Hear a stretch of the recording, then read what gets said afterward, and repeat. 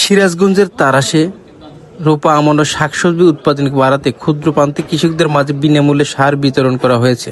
25-26 অর্থ বছরে কৃষি প্রণোদনা কর্মসূচি আওতায় আজ সকালে তারাশে উপজেলা পরিষদ মিলনায়তনে এই বিতরণ অনুষ্ঠান আয়োজন করা হয়। অনুষ্ঠানে প্রধান অতিথি হিসেবে উপস্থিত ছিলেন সিরাজগঞ্জ 3 আসনের সংসদ সদস্য আইনুল হক।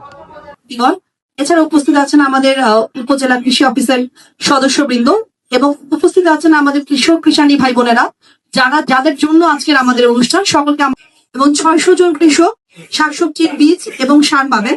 এবং এবার যে সারটা এসেছে সেটা রাশিয়া থেকে এসেছে, এটা সাদা রঙের। আপনারা এই সারটা যথার্থ ব্যবহার করবেন। এবং আরেকটা বিষয় হচ্ছে, সরকার যে প্রণোদনা আপনাদেরকে দেয়, এটা কিন্তু আপনাদের পেশার একটা সম্মাননা বা স্বীকৃতি হিসেবে। অন্য অনেক পেশায় কিন্তু আছে মানুষ নিয়োজিত থাকে। যে সমস্ত প্রণোদনা আপনারা পাচ্ছেন, আপনাদের কিন্তু বেঁচে বিক্রি করে খাওয়ার জন্য দিচ্ছে না। আপনারা এগুলা নেন, আপনারা এগুলা সঠিকভাবে ব্যবহার করেন। আপনাদেরকে যেগুলা দেওয়া হয় সেগুলা আপনারা নিয়ে যা আপনাদের জমিতে আবাদ করেন এবং জমিতে আবাদ করে বেশি খাদ্য উৎপাদন করে দেশকে খাদ্য নির্ভরশীল খাদ্য উৎপাদনের যাতে বৃদ্ধি পায় সেদিকে আপনারা কাজ করবেন। এই দেশের কৃষক সবাই খেয়াল করবেন।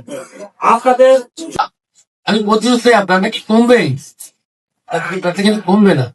আমরা এমন একটা নিয়ামত পেয়েছি যে যার দরদ ভালোবাসা রয়েছে দেশের প্রতি, দেশের মানুষের। দেশ শেখ হাসিনা মঞ্চে উঠে উপজেলা নির্বাহী কর্মকর্তা নুসরাত জাহানের সভাপতিত্বে এ সময় অনুষ্ঠানে উপস্থিত ছিলেন উপজেলা কৃষি কর্মকর্তা, থানা অফিসার ইনচার্জ ও উপজেলা বিএনপির সকল সংগঠন নেতৃবৃন্দ।